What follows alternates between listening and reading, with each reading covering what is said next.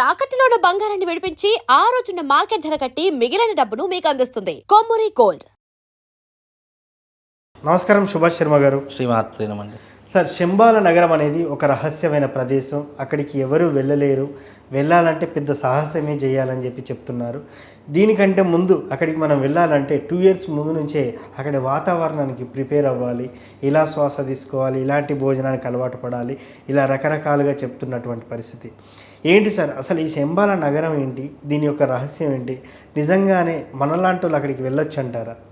తప్పకుండా తెలియజేస్తున్నాను. ముందుగా వీక్షిస్తున్న ప్రేక్షకులందరికీ శ్రీమాత్రే నమః, శ్రీ గురుభ్యో నమః. యాదేవి సర్వభూతేషు మాతృరూపేణ సంస్థిత నమస్తస్సై నమస్తస్సై నమస్తస్సై నమో నమః.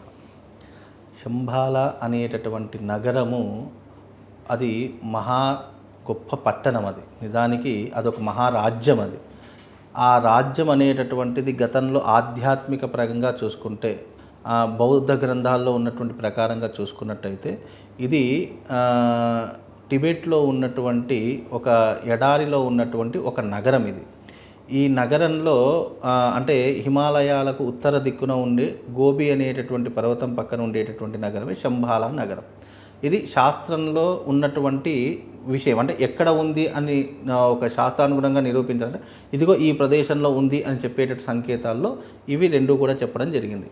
కాకపోతే ఇక్కడికి మీరు అన్నట్టుగా వెళ్ళడానికి 2 సంవత్సరాలు ప్రిపేర్, 3 సంవత్సరాలు ప్రిపేర్, ఇదేమో ఎడ్యుకేషన్ కాదు ప్రిపేర్ కావడానికి. శంబాల నగరం అనేటటువంటిది అంతు చిక్కని ప్రదేశం. అది యోగులకు, మునులకు, తపస్సంపన్నులకు అది అదృశ్యరహితంగా కనిపించేటటువంటి ఒక మాయా నగరం. అది శంబాల నగరం అనేటటువంటిది ఈ మధ్యకాలంలో ఎందుకు ప్రాతిష్టం చెందిందంటే, కల్కి అనేటటువంటి సినిమాలో శంబాల అనేటువంటి నగరం గురించి చూపించారు. సినిమా అనేది కల్పితం. అంటే కల్పితము అనేటటువంటిది ఒక లైన్ని ఆధారంగా చేసుకొని దాని మీద కథను డెవలప్ చేసి వాళ్ళు ఏదో ఊహించుకొని అక్కడ చిత్రీకరించేదాన్ని సినిమా అంటాం. కానీ నిజానికి శంబాల నగరం అనేటటువంటిది కనిపించినటువంటి ప్రదేశం. అది భూగర్భంలో ఉన్నటువంటి ప్రదేశం. నిజానికి మీరు ఒక్కసారి బౌద్ధ గ్రంథాల్లో ఉన్నటువంటి కొన్ని ఆధారాలు కనుక మీరు సేకరించినట్టయితే మీకు అర్థమవుతుంది, లేదా ఇంటర్నెట్లో మీరు సెర్చ్ చేసినా మీకు అర్థమవుతుంది. కాబట్టి అది మానవాళికి కంటికి కనిపించినటువంటి నగరం. ఓకే, కంటికి కనిపించినటువంటి నగరానికి వెళ్ళాలి, 2 సంవత్సరాలు మనము కోర్స్ చేయాలి అని అంటే ఎంత అమాయకమైనటువంటి తత్వం. ఎప్పుడూ కూడా ఒక దాని గురించి చెప్పాలి అంటే దాని గురించి తెలిసి ఉండాలి, తెలిసి ఎంతో కొంత అయితే పరిజ్ఞానం ఉండాలి. కాబట్టి అది కంటికి కనిపించినటువంటిది కాబట్టి దానికి వెళ్ళడానికి అనేటటువంటిది సాహసోపేతమైనటువంటి పని. దానికి వెళ్ళడానికి హిట్లర్ కూడా ప్రయత్నించాడండి వెళ్ళడానికి. ఓకే, మీరు గూగుల్లో సెర్చ్ చేస్తే తెలుస్తుంది. హిట్లర్ కూడా ప్రయత్నం చేశాడు, కానీ వెళ్ళిన వాడు ఎప్పుడు తిరిగి రాడు. ఒకవేళ వెళ్ళినా కూడా మనం అది చూడలేము. చూడనటువంటి ప్రదేశమే శంబాల నగరం అనేటటువంటిది. అది అక్కడ ఎలా అంటే శాస్త్రరీత్యా చెప్పినటువంటి ప్రమాణాలు చేస్తే కనుక అది ఆధ్యాత్మికమైనటువంటి ఒక కేంద్రం శంబాల నగరం. అక్కడ నివసించేటటువంటి ప్రజలు కావచ్చు, అంటే గతంలో జరిగినటువంటి సూచన, అక్కడ ఉన్నటువంటి ప్రజలు కావచ్చు, రోగానికి, జ్వరానికి దూరంగా ఉండేటటువంటి వ్యక్తులు. ఆధ్యాత్మిక ప్రపంచంలో ఎలా ఉంటుంది అంటే దైవిక చింతనతో కలిగి ఉన్నటువంటి వారు, ఎంతో సత్పురుషులు, ఎంతో అనుభవాలను కలిగినటువంటి వ్యక్తులు, అలాగే ఎన్నో యోగశక్తులను ఇమిడీకృతం చేసుకున్నటువంటి ఇలాంటి వారు శంబాల నగరంలో జీవించినటువంటి వాళ్ళు ఉన్నారు అని గతంలో ఒక గ్రంథంలో చెప్పినటువంటి అంశాలు. కాబట్టి శంబాల నగరం అనేటటువంటిది చేరుకోవడం అసాధ్యమైనటువంటి పని. ఓకే, ఒకవేళ అలా చేరుకోవాలి అని అంటే కనుక దానికి కావాల్సింది ఏంటి? 2 సంవత్సరాలు ఇలా ఉండాలి అలా ఉండాలి కాదు, మనలో ఉన్నటువంటి చైతన్యాన్ని జాగృతి చేసుకోవడం. అంటే మన కంటికి కనిపించినటువంటి శక్తిని కూడా కంటికి కనిపించేలా గ్రహించాలి అని అంటే దానికి ఆధ్యాత్మిక చింతనతో పాటు యోగశక్తి చాలా అవసరం. అలా యోగశక్తి చేసేవాళ్ళు ప్రపంచంలో ఎవరూ లేరండి. అలా శంబాల నగరం నిజానికి ఉంది అని అంటే కనుక మేము కాదండి, మీ మీడియా వాళ్ళు ఫస్ట్ వెళ్ళి అక్కడ మొత్తం వీడియో షూటింగ్లు చేసేస్తుంటారు. అవునా కాదా? ఎక్కడ ఏదైనా కొత్తది కనిపించింది అని అంటే ఎవరో ఒకటి వెళ్ళే ఉంటారు కదా. అంటే ఎవరు వెళ్ళలేదు అని అంటే కనుక అది చూడడము, అది కనిపెట్టడం ఇంపాసిబుల్. అది ఎప్పటికైనా గుర్తుపెట్టుకోండి. కాబట్టి అలాంటి వాటికి శంబాల నగరం అనేటటువంటిది భౌగోళిక ప్రకారంగా చూసుకుంటే అది కంటికి కనిపించదు. కాబట్టి కంటికి కనిపించదు కాబట్టి అది లేదు అని కాదు. శంబాల నగరం ఉంది, కానీ అది ఆధ్యాత్మికమైనటువంటి ప్రపంచం.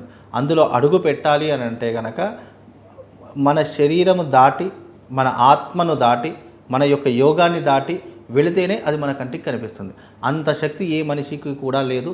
ఈక్వల్ టు ఎంత శక్తి ఉండాలి అంటే కనుక ఒక 10 సంవత్సరాలు 20 సంవత్సరాలు ఒక 100 సంవత్సరాలు తపస్సు చేసేటటువంటి వ్యక్తికి తప్ప అది ఎవరికి కనిపించదు. అలా కనిపించినటువంటి వాటికి అనవసరంగా మనం అపోహలకు వెళ్ళి ఏదో చెప్పి ప్రజలను మభ్యపెట్టి ఇది చేసి అలా శంబాలా నగరం అనేటటువంటిది చాలా అద్భుతమైనటువంటి రాజ్యము. శంబాలా నగరం అనేది ఒక నగరము. శంబాలా అనేది ఒక నగరం. ఆ నగరాన్ని కనిపెట్టడం అనేది అంత ఈజీ ఉన్నటువంటి పని కాదు.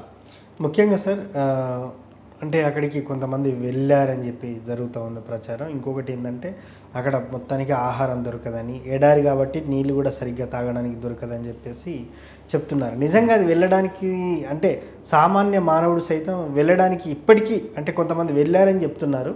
సో అది వెళ్ళలేరు అనడానికి ఏమైనా ఉందంటారు? అంటే అట్లా అసలు మొత్తం మనం వెళ్ళలేము అసలు అక్కడికి సాధ్యం కాని పని, సాధ్యం కానటువంటి పని అది.